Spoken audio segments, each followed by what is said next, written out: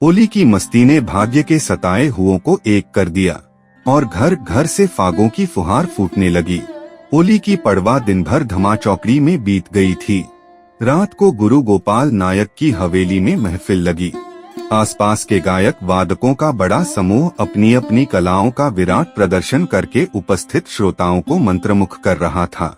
सारा आंगन लोगों से खचाखच भरा था।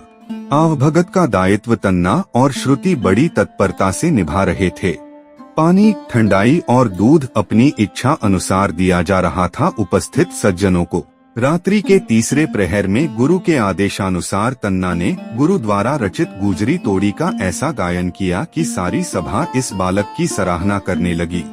श्रुति भी रसोई घर में यह गीत के जादू से मोहित हो गई।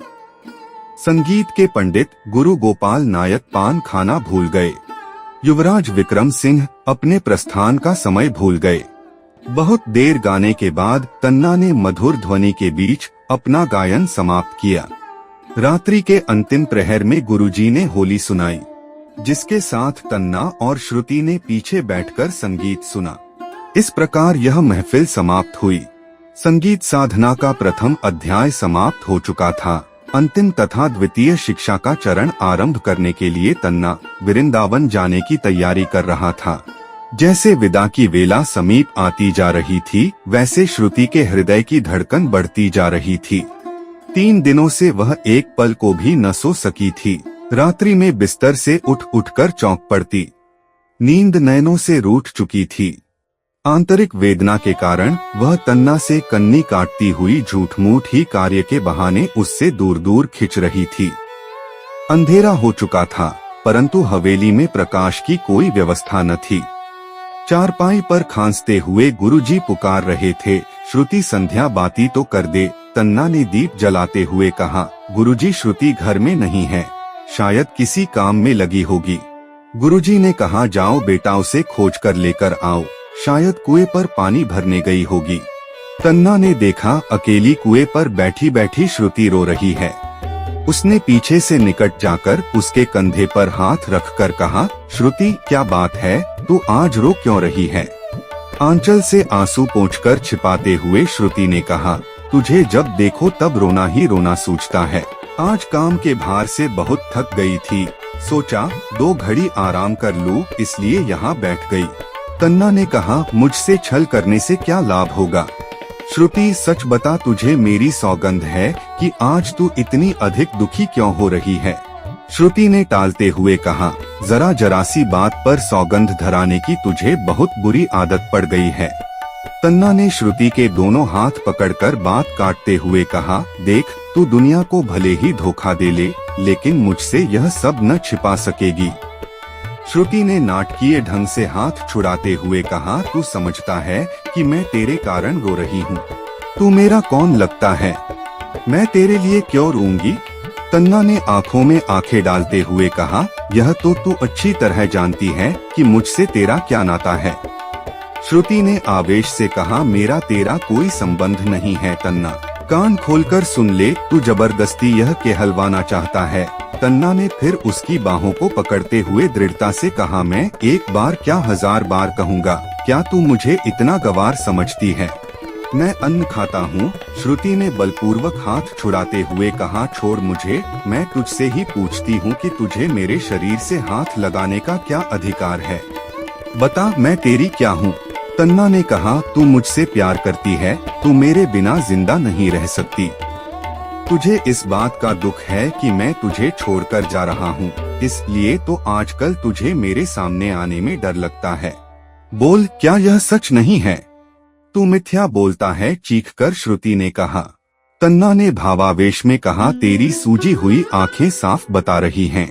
तेरे अंतर का विद्रोह, तेरे अस्तव्यस्त वस्त्र, तेरे उलझे हुए केश और तेरा कांपता हुआ गात क्या तेरी व्यथा का साक्षात प्रमाण नहीं है? श्रुति ने तन्ना का वक्ष हाथों से पीटते हुए चीखकर कहा, झूठ झूठ, यह झूठ है। जाने वाले परदेसी से क्या कोई अंधी लड़की प्यार कर सकती है? तन्ना ने पूर्ण विश्वास के साथ कहा, अंधी लड़की भले ही मुझे प्यार न करे, लेकिन तू मुझसे प्यार करती है, यह मैं दावे के साथ कह सकता हूँ। तभी तो तुझे मेरे सामने आने में डर लगता है। श्रुति ने कहा, क्या तू बहुत बड़ा राक्षस है जो मुझे खा जाएगा? पंडित के छोरे, यह न भूल कि मैं ठाकुर की बेटी हूँ। तन्ना ने कहा, इसलिए ठाकुर की बहादुर बेटी मेरी परछाई से दूर भागकर यहाँ कुएं की सूनी जगत पर अकेली बैठकर रो रही है। घड़ा उठाकर घर जाते हुए श्रुति ने कहा, तू खुद तो पागल है ही और मुझे भी पागल बनाकर रहेगा। हाथ पकड़ते हुए तन्ना ने कहा, खाली घड़ा लेकर कहाँ भाग रही है? ला मुझे दे, मैं अभी इसे भर देता हूँ। तू तो मेरे उस जन्म का बैरी है, मुझे खाकर ही छोड़ेगा। यह कहते हुए वह फूट फूट कर रोने लगी। तन्ना ने दुलार से उसे सांत्वना देते हुए कहा, रो मत श्रुति, रो मत, मैं तुझे वचन देता हूँ मैं तुझसे कितनी ही दूर चला जाऊँ पर मेरा मन सदा तेरे पास रहेगा। मैं तुझे विश्वास दिलाता हूँ कि तन्ना सदैव श्रुति का ही रहेगा। रो मत श्रुति, तुझे मेरी सौगंध है। श्रुति की हिचकियों का बांध टूट पड़ा, उसका जीवन दुख से भर गया। दशहरे की भोर में तन्ना गुरु गोपाल नायक की चरणरज लेकर अपनी प्रेरणा श्रुति से विदा मांगने अंदर पहुंचा।